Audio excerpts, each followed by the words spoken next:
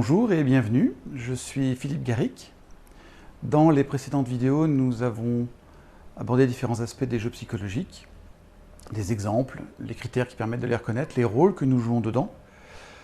Enfin, dans celle-ci, nous allons voir comment éviter de rentrer dans ces jeux et, quand nous y sommes, pouvoir en sortir. Première étape pour sortir des jeux psychologiques, c'est prendre conscience que j'y suis. C'est la première étape. Je ne peux pas changer quelque chose si je n'ai pas conscience que je suis dedans, que je vis cela, que cette chose-là existe.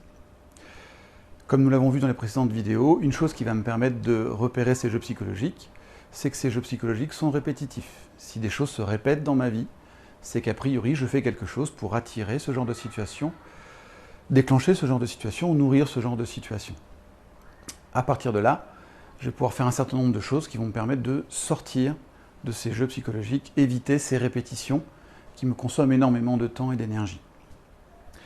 À partir de la prise de conscience, une des choses que je peux faire, c'est apprendre à arrêter de lancer des appâts, arrêter de fonctionner par sous-entendu, par non-dit, arrêter de penser que les choses sont évidentes et exprimer clairement ce que j'attends de l'autre, lui dire clairement les choses. Parfois, il arrive que les jeux psychologiques, nous les vivions parce que c'est l'autre qui nous lance un appât. Dans ce cas-là, l'idée, ça va être d'arrêter de mordre aux appâts que les autres nous lancent. Ça peut être simplement en faisant clarifier qu'est-ce que l'autre veut, en lui demandant qu'est-ce qu'il attend de nous. Ça peut être aussi en allant travailler, comme je le disais dans une vidéo précédente, qu'est-ce qui fait que quand on me lance ce genre d'appât, c'est comme impossible pour moi de ne pas réagir.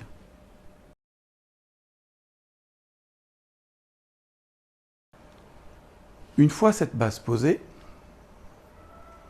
nous pouvons voir rôle par rôle qu'est-ce qu'il est possible de faire pour éviter d'être dans ces jeux. Une chose que je peux faire, c'est par exemple arrêter d'être sauveur pour devenir aidant. Les différentes choses que je vais faire pour faire cette transition-là sont les suivantes. La première, je vais attendre qu'il y ait une demande, et j'insiste, une demande explicite. Le sauveur a tendance à lire dans le marc de café, dans les signaux de fumée, des demandes qui n'en sont pas, ou des demandes qui pourraient en être, mais qui ne sont pas exprimées, ce qui permet à l'autre de dire après qu'il ne nous a rien demandé, ce qui est vrai dans la réalité. Donc, première chose, j'attends qu'il y ait une demande explicite. Il n'y a qu'un seul cas où je ne vais pas attendre qu'il y ait une demande explicite, c'est quand il y a un danger pour l'autre. Si vous voyez quelqu'un en train de se noyer, vous ne mettez pas au bord du bassin en lui disant « C'est quoi ta demande ?» Ah bah, je suis désolé, c'est pas une demande ça. Non, dans le cas où il y a un danger physique pour la personne, je la sors de l'eau et je la mets sur le bord du bassin. En dehors de ces situations-là, a priori, je n'ai pas de raison fondamentale d'intervenir. Deuxième point, je vais m'assurer que je suis légitime à intervenir. C'est pas parce que je suis l'ami de quelqu'un que ça m'autorise à dire tout et peut-être des fois n'importe quoi à cette personne-là. C'est pas parce que je suis parent que j'ai le droit d'intervenir dans la vie de mes enfants comme je l'entends. C'est pas parce que je travaille dans une entreprise que je suis légitime à intervenir. Il y a deux choses qui vont définir ma légitimité. La première, c'est est-ce que c'est ma mission ? Donc, dans l'entreprise, c'est assez clair, hein, il y a une fiche de poste qui définit la mission. Si je suis responsable du pôle commercial, ça veut dire que mon job, c'est pas d'aller dépanner les ordinateurs. Dans la vie de tous les jours, ça peut valoir le coup de se poser la question, quelle est ma mission de parent ? Quelle est ma mission de conjoint ? Quelle est ma mission d'ami ? Quelle est ma mission d'enfant, par exemple, vis-à-vis de mes parents. Et peut-être que ça vaut le coup aussi d'échanger avec ces personnes-là pour vérifier que nous sommes bien calés sur la mission, qu'elles sont bien compatibles. Deuxième point, après la mission, c'est est-ce que je suis compétent ? Compétent, ça veut dire est-ce que j'ai la capacité à intervenir ? Si votre enfant est en train de se noyer et que vous ne savez pas nager, il vaut mieux aller chercher le maître nageur. Il est plus apte à sauver votre enfant.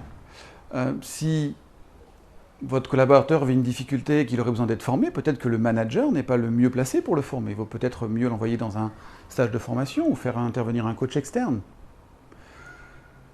L'envie de prendre soin de l'autre, l'intention de prendre soin de l'autre n'est pas suffisante pour intervenir d'une manière qui soit assurément aidante. Donc deuxième point, est-ce que je suis légitime ? Troisième point, est-ce que je contribue au développement de l'autonomie de l'autre? Le sauveur a tendance à intervenir à la place de l'autre, et donc il empêche l'autre, la victime, la personne, de grandir, de développer son autonomie. Si je fais la place de l'autre, à la fois d'après, il ne saura toujours pas faire. Parce qu'en fait, le sauveur a envie que la victime reste dépendante. Et oui, si demain la victime n'a plus besoin de moi en tant que sauveur, comment vais-je exister? Donc, pour être sûr d'être aidant et pas sauveur, je vais vérifier que dans ma manière d'aider, je maintiens un équilibre entre le donner et le recevoir. Je ne suis pas toujours celui qui donne et j'empêche l'autre de me donner en retour. Je vais veiller à ce qu'il y ait cet équilibre-là. Et une autre chose à quoi je vais être vigilant, c'est est-ce que lorsque j'amène de l'aide à l'autre, il développe son autonomie? Par exemple, si je dépanne l'ordinateur de quelqu'un, je peux lui montrer peut-être certaines fonctions, certaines manipulations qu'il pourrait faire simplement pour demain ne plus avoir besoin de moi. Du coup, je suis aidant parce que j'ai amené de l'aide et en même temps, l'autre a grandi en autonomie, donc je ne suis pas sauveur. L'autre point important, je vais vérifier que je me respecte. Le sauveur a tendance à s'oublier, c'est-à-dire qu'il a tendance à faire passer les autres avant lui. Le sauveur, c'est le manager qui débarque parfois en gestion du temps en me disant je ne comprends pas, je suis actif toute la journée, mais mon boulot à moi n'avance pas. Pour cause, il fait passer ses collaborateurs ou ses collègues avant lui. Donc la question à se poser, c'est est-ce que la sollicitation que l'autre m'adresse est plus prioritaire que ce que je suis en train de faire là maintenant? Si la réponse est oui, alors j'arrête ce que je fais, je vais l'aider. Si la réponse est non, alors je continue ce que je fais et je vais par exemple inviter mon interlocuteur à aller voir quelqu'un d'autre. Je vais l'inviter à en faire une partie, puis je ferai l'autre. Je vais lui proposer de venir l'aider, mais à un moment qui est plus approprié pour moi. C'est ma manière de me respecter. Donc pour être aidant, j'attends qu'il y ait une demande explicite. Je vérifie que je suis légitime à répondre à cette demande. Je m'assure que je maintiens un équilibre entre le donner et le recevoir et que je développe l'autonomie de mon interlocuteur. Et je m'assure que je me respecte.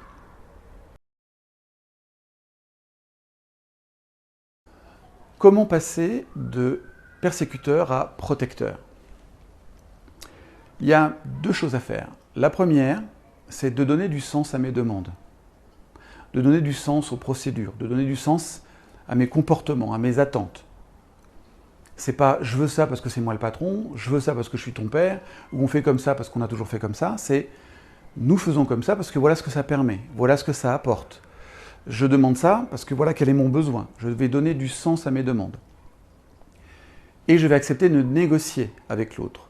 C'est-à-dire que si il me propose une alternative qui me permet de nourrir mon besoin, je peux éventuellement lâcher l'idée de départ que j'avais, la manière de faire que j'avais imaginée, pour utiliser celle que mon interlocuteur me propose à partir du moment où elle me permet de respecter mon besoin, qu'elle m'apporte ce qu'au final je voulais obtenir au travers de l'idée initiale que j'avais imaginée.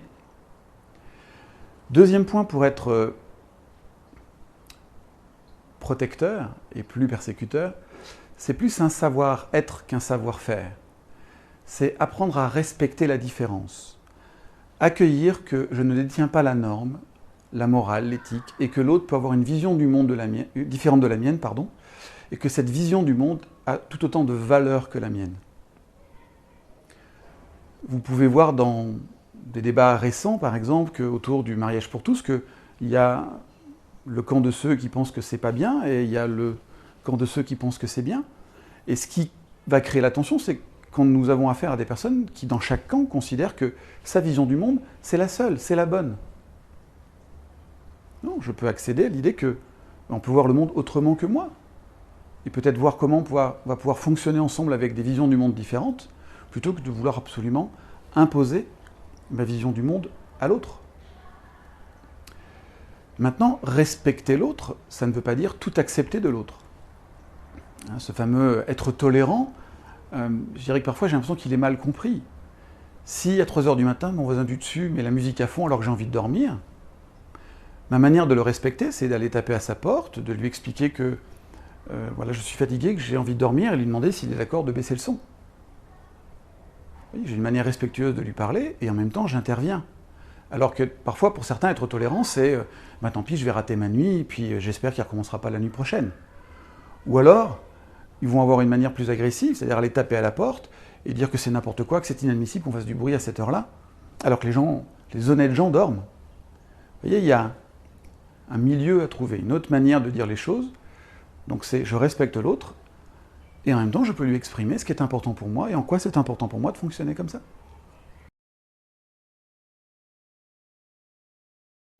Comment passer de victime à puissant? Alors puissant, ça veut dire qu'il développe sa propre puissance. Première chose que peut faire la victime pour développer sa propre puissance, c'est de faire des demandes. C'est d'arrêter de sous-entendre, d'arrêter de faire comprendre, d'arrêter d'envoyer des signaux de fumée et d'espérer que quelqu'un comprenne et de se plaindre quand il ne comprend pas. Dire clairement les choses et faire des demandes. De quoi j'aurais envie? J'ai besoin d'aide pour dépanner mon ordinateur. Ok, je le demande. Je passe pas un quart d'heure à râler derrière mon ordi en espérant que quelqu'un comprenne. J'ai envie de boire un verre de vin. Je demande un verre de vin. Je ne dis pas que mon verre est vide.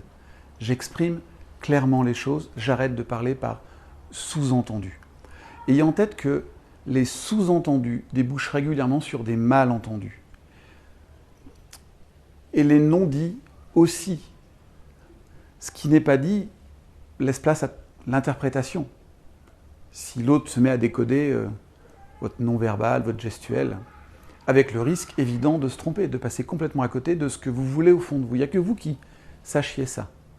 Et nous sommes responsables des demandes que nous faisons, comme des demandes que nous taisons. Une autre chose qui va nous permettre de passer de victime à puissant, c'est de devenir proactif. Alors, proactif par différence avec réactif. Je vais vous donner des exemples, vous allez vite comprendre ce que veut dire proactif et ce que veut dire réactif pour ceux qui n'ont jamais entendu ces notions-là. Le réactif, c'est celui qui dit « Bon, il pleut, je vais encore être mouillé ». Le réactif attend que les événements arrivent et il y réagit. Le proactif, lui, il va regarder la météo. S'il pleut, il va s'acheter un parapluie, il va venir avec. Dans les deux cas, il pleut, mais ils ne vont pas du tout vivre l'événement de la même manière. Le réactif, ça peut être celui qui va dire un jour ah, j'aurais tellement aimé avoir une autre vie que celle que je vis aujourd'hui, mais avec ce que je savais faire, avec mes qualifications, avec mes capacités, mes diplômes, je ne pouvais pas espérer autre chose que ce que je vis aujourd'hui. Le proactif, lui, il se dit moi, dans 10 ans, je vais être là. Vous voyez, c'est même hors du cadre. Donc dans 7 ans, il faut que je sois là. Dans 5 ans, il faut que je sois là. Dans 3 ans, il faut que je sois là. Dans 6 mois, il faut que je sois là. Et voilà pourquoi je commence aujourd'hui. Ils peuvent partir du même potentiel, tous les deux. Des mêmes capacités, du même environnement. Et vous allez bien voir qu'ils ne vont pas arriver tous les deux au même endroit. Je vous donne cet exemple parce qu'il est en lien avec un proverbe que j'ai entendu, dont je ne connais pas l'auteur, qui dit « Dans 10 ans, vous vous direz peut-être « Ah, si j'avais 10 ans de moins ». Aujourd'hui, profitez-en, vous les avez. Une troisième chose qui va nous permettre de sortir du rôle de victime pour devenir puissant, c'est d'apprendre à se respecter. En gros, si je me sens bien avec ce qui est en train de se passer, c'est que ça respecte qui je suis, mes valeurs, mes besoins. Si je ne me sens pas bien avec ce qui est en train de se passer, c'est que ça ne me respecte pas qui je suis, mes valeurs et mes besoins. Et que donc dans ce cas-là, je vais agir, c'est l'aspect proactif qu'on vient de voir, ou faire des demandes à l'autre, et à nouveau accepter de négocier pour trouver un terrain d'entente qui convienne aux deux.